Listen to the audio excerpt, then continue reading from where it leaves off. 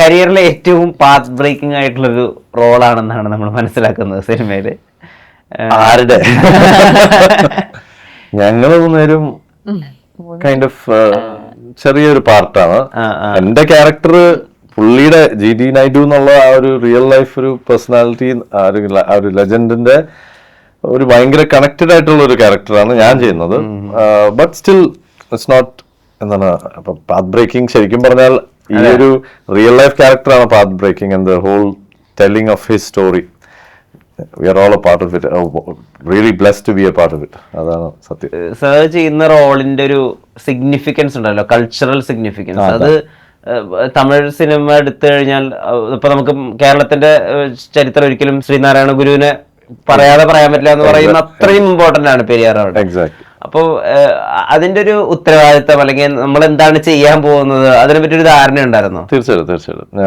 I mean ഈ പറഞ്ഞ പോലെ ഓൺലൈനിൽ ഇപ്പൊ എന്തും നമുക്ക് കയ്യിൽ കിട്ടും എന്ന് പറയുന്ന പോലെ, എന്നാലും പുള്ളിയുടെ വീഡിയോ ആയിട്ട് ആകെ ഒരു വീഡിയോ ആക്ച്വലി പുള്ളി നടന്നു വരുന്ന GD നായിഡുയുടെ കൂടെ ഇങ്ങനെ നടന്നു വരുന്ന ഒരു വീഡിയോ, ഒറ്റൊരു വീഡിയോ ബ്ലാക്ക് ആൻഡ് വൈറ്റിൽ.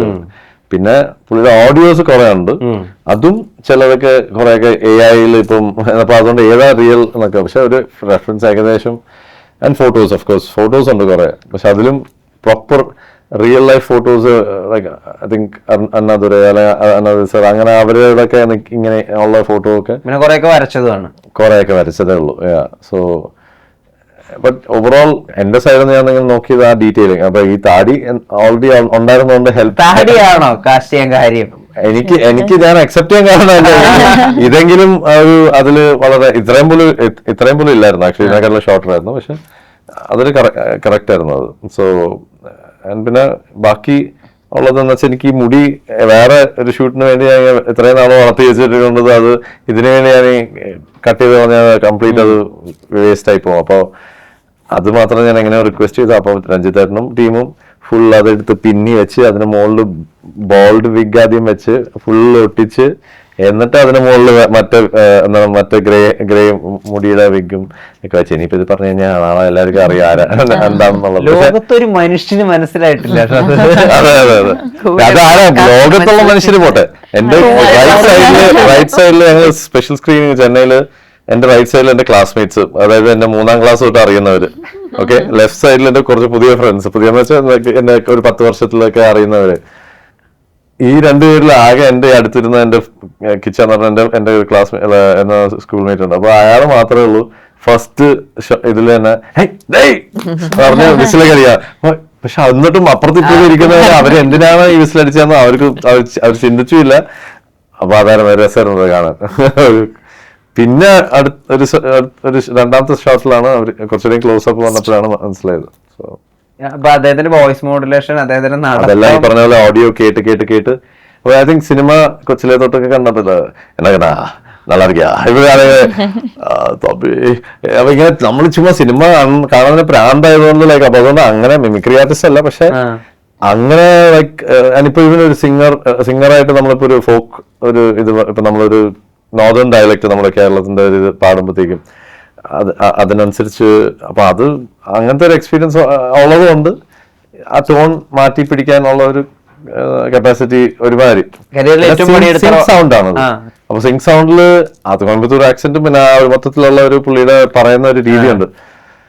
അതൊരു മാക്സിമം പറ്റുന്ന അത്രയും ചെയ്തിട്ടുണ്ട്. ഏറ്റവും അധികം പണിയെടുത്ത റോൾ ഇതായിരിക്കും അല്ലേ കുറഞ്ഞ സമയത്തില്? ഫിസിക്കൽ സ്റ്റൺസ് ഒക്കെ ഉണ്ട്. അത് പക്ഷെ അതിനെക്കാട്ടിലും ഇത് ഒരു മേക്കപ്പ് ആയിട്ട് ശരിക്കും ഇതില് ലൈക്ക് 1 മണിക്കൂർ 1.25 മണിക്കൂർ ഇരുന്ന് എന്നിട്ടാണ് പിന്നെ അത് ഈ ഞങ്ങള് ഈ പടത്തിന്റെ ലോഞ്ച് വന്നപ്പോഴാണ് ഇങ്ങനെ ഒരാളുണ്ടായിരുന്നു, ഇത്രയും പാറ്റേൺസ് ഉണ്ടായിരുന്നു, ഇത്രയും സിഗ്നിഫിക്കൻസ് ഉണ്ടായിരുന്നു, ഹിസ്റ്ററിയിൽ ഇത്രയും അദ്ദേഹത്തിന്റെ സിഗ്നിഫിക്കൻസ് ഉണ്ടാവുന്നു എന്നൊക്കെ മനസ്സിലാക്കുന്നത്. ഈ പടത്തിന്റെ ടീമിൽ ജോയിൻ ചെയ്യുമ്പോഴാണോ ഇങ്ങനത്തെ ഒരു മനുഷ്യൻ എക്സിസ്റ്റ് ചെയ്തിരുന്നു അറിഞ്ഞത്? ജോയിൻ ചെയ്യുന്നതിന് മുന്നേ തന്നെ ഈ സിനിമയെ കുറിച്ചിട്ട് കേൾക്കുന്നുണ്ടായിരുന്നു. വിജയ് മൂലനാണെങ്കിലും പോസ്റ്റും കാര്യങ്ങളൊക്കെ ആയിട്ട്. അപ്പോഴാണ് ശരിക്കും പറഞ്ഞു കഴിഞ്ഞാല് ഓക്കെ ഹൂസ് ദിസ് പേഴ്സൺ എന്നുള്ള രീതിയിൽ എന്താണ് ഏതാണെന്നൊക്കെ ശരിക്കും അറിഞ്ഞു തുടങ്ങുന്നത് അപ്പോഴാണ്. പക്ഷെ കേട്ടിട്ടുണ്ട്, GD നായിഡു എന്നുള്ള പേര് കേട്ടിട്ടുണ്ട്, മുന്നേക്കെ കേട്ടിട്ടുണ്ട്. പക്ഷെ അറിഞ്ഞതും അല്ലെങ്കിൽ കുറച്ചു കൂടുതലൊക്കെ എന്താണ് എന്നുള്ളതൊക്കെ അറിഞ്ഞത് ഈ മൂവി തുടങ്ങുന്നതിന് ശേഷം. ഇപ്പൊ സിനിമയുടെ ഭാഗമായതിനു ശേഷം പ്രിവ്യൂ ഒക്കെ കണ്ടതിന് ശേഷം ഇപ്പൊ ഈ പടം കണ്ടു കഴിഞ്ഞാൽ ഒരു സാധാരണപ്പെട്ട ഓഡിയൻസിന് മനസ്സിലാവുക ദാറ്റ് നമ്മൾ ഒരു ഹീറോനെയാണ് പ്രോപ്പർലി അഡ്രസ് ചെയ്യാതെ പോയത്. അതിനൊരു ഡെഫിനറ്റ്ലി കാരണം ഇത് കേൾക്കുമ്പോ തന്നെ ഈ സ്റ്റോറി ഇപ്പം കേട്ടപ്പോ തന്നെ അല്ലെങ്കിൽ ഇത് കൂടുതലും ആളുടെ ഇൻവെൻഷൻസിലേക്ക് ആള് എത്താൻ വേണ്ടിട്ട് എടുത്ത സ്ട്രഗിൾസ്, പേഴ്സണൽ ലൈഫിൽ കടന്നു പോകേണ്ട സ്ട്രഗിൾസും എത്രത്തോളം ഫേസ് ചെയ്യേണ്ടി വന്നു, നമ്മുടെ നാടിന് വേണ്ടിയിട്ട് ആൾക്ക് ഇതൊക്കെ ഒന്ന് എത്തിക്കാൻ വേണ്ടിയിട്ട് എത്രത്തോളം സ്ട്രഗിൾസ് ഫേസ് ചെയ്യേണ്ടി വന്നു എന്നൊക്കെയാണ് ഈ സിനിമയിലുള്ളത്. അപ്പോൾ അത്രയും നാട്ടുകാർക്കും കൂടെ വേണ്ടിയിട്ട് സ്ട്രഗിൾ എടുത്ത ആളുടെ സ്റ്റോറി എന്തുകൊണ്ട് നമ്മളിലേക്ക് എത്തുന്നില്ല, അല്ലെങ്കിൽ നമ്മുടെ ആൾക്കാർ അറിയുന്നില്ല എന്നുള്ളതൊക്കെ നമുക്ക് ശരിക്കും ഈ സിനിമ കണ്ടു കഴിയുമ്പോൾ നമുക്ക് തോന്നും. അത് കഥ കേട്ട് കഴിഞ്ഞപ്പോ തന്നെ തോന്നിണ്ടായി. ഇപ്പൊ റിയൽ ലൈഫിൽ എക്സിസ്റ്റ് ചെയ്യുന്ന ഒരാളുടെ റോളാണല്ലോ ചെയ്യുന്നത്. ഇപ്പം അവരുടെ ഫോട്ടോഗ്രാഫ്സ് ഒക്കെ എടുത്തിട്ട് അല്ലെങ്കിൽ അവരുടെ റെഫറൻസ് എടുത്ത് നമ്മളൊരു ലുക്ക് ചെയ്യുന്നു. എത്രമാത്രം വിശ്വാസം ഉണ്ടായിരുന്നു ഫുൾ മേക്ക് ഓവർ കഴിഞ്ഞിട്ട് ഇത് ഈ ഫോട്ടോയിലെ പോലെ തന്നെ ഉണ്ട് തന്നെ? ഫസ്റ്റ് എനിക്ക് ആക്ച്വലി വിജയ് മുരളീൻ സാറ് ഫോട്ടോസ് കാണിച്ചു തന്നിട്ടുണ്ടായിരുന്നു. ഈ send me few photos sir ഇതാണ് ചെയ്യുന്നത്. But not even in my wildest dreams ആയിത്തോടെ എനിക്ക് അങ്ങനെ ആവാൻ പറ്റും എന്നുള്ളത്. But of course makeup artist was Ranjith Ambadi sir and his team and I think nothing is എന്താ ഇമ്പോസിബിൾ എന്നുള്ളൊരു വാക്ക് രഞ്ജിത്ത് സാറിന് ഇതിലില്ല. സോ ഇനി എൻ്റെ ഒരു ട്രാൻസ്ഫോർമേഷൻ വന്നപ്പോൾ എനിക്ക് തന്നെ എന്നെ മനസ്സിലാവാൻ കുറച്ച് ബുദ്ധിമുട്ടുണ്ടായിരുന്നു. ഞങ്ങൾക്ക് കുറച്ച് വർഷങ്ങളായിട്ട് പരിചയമുണ്ട്. പക്ഷെ ഷഫ്നാനെ മീറ്റ് ചെയ്യുന്നത് അന്ന്, ഷഫ്നാനെ എനിക്ക് പരിചയമുണ്ട്, ഷിഫാനെ മീറ്റ് ചെയ്യുന്നത് അന്നാണ്. അപ്പോൾ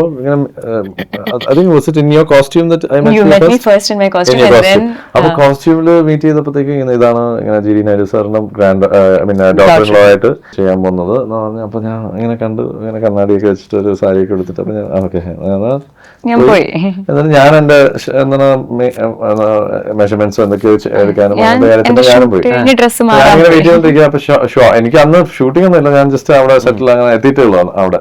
ഇങ്ങനെ ഷൂട്ടിംഗ് നടക്കുന്നു, രാത്രിയായി.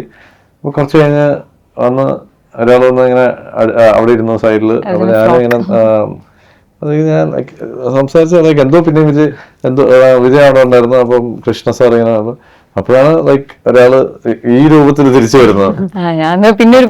അപ്പൊ ഭയങ്കര ഒരു കോൺട്രാസ്റ്റ് ആയിരുന്നു. അപ്പൊ ആർക്കും മനസ്സിലായില്ല. നമ്മൾ സെറ്റില് വന്ന I think every once transition was like that in the movie.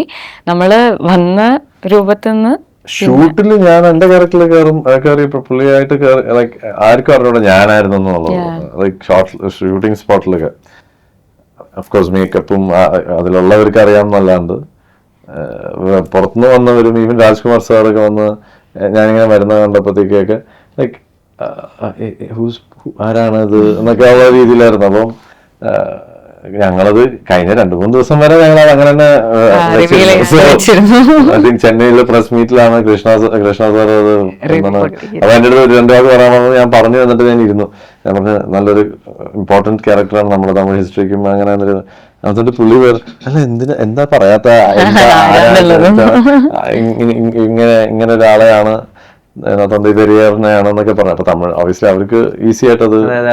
പക്ഷെ സിനിമ കണ്ടോണ്ടിരുന്നപ്പോ എന്റെ ഒരു ആന്റി കറക്റ്റ് ട്രിവാൻഡ്രത്ത് വന്നിരുന്നു. അപ്പോ അതിനു വേണ്ടിയല്ല, പക്ഷെ അവിടെ ഉണ്ടായിരുന്നപ്പോ വേറെ ഗസ്റ്റ് ലിസ്റ്റിൽ അവരും ഉണ്ടായിരുന്നു. അപ്പൊ അങ്ങനെ അവിടെ കണ്ടപ്പോഴത്തേക്കും സിനിമ കഴിഞ്ഞിട്ട് രാത്രി എന്നെ വിളിച്ച് അങ്കിളിൽ നിന്ന് ഷൂട്ട് ചെയ്ത് അല്ലെങ്കിൽ അതെടുത്ത ഫോട്ടോ എന്തെങ്കിലും ഉണ്ടോ അന്ന് എനിക്ക് അയച്ചാന്നൊക്കെ പറഞ്ഞു. ഞാൻ ഇതൊന്നും ഇപ്പൊ പോസ്റ്റ് ചെയ്യണ്ട, റിലീസ് കഴിഞ്ഞിട്ട് പോസ്റ്റ് ചെയ്യാം.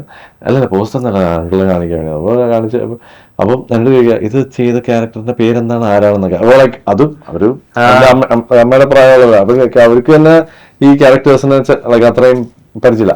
പുള്ളിക്കറിയാം, പുള്ളി ഇപ്പൊ തന്നെ ലൈക്ക് വർഗീസ് അങ്കിളിന് ഇങ്ങനത്തെ ഹിസ്റ്റോറിക്കൽ ആയിട്ടുള്ള ക്യാരക്ടേഴ്സ് മാത്രമല്ല കുറെ കാര്യങ്ങൾ ലൈക്ക് ഇങ്ങനത്തെ കാര്യങ്ങൾ അറിയാം, ചിലവർക്ക് അറിയാം. Like all people know about certain characters.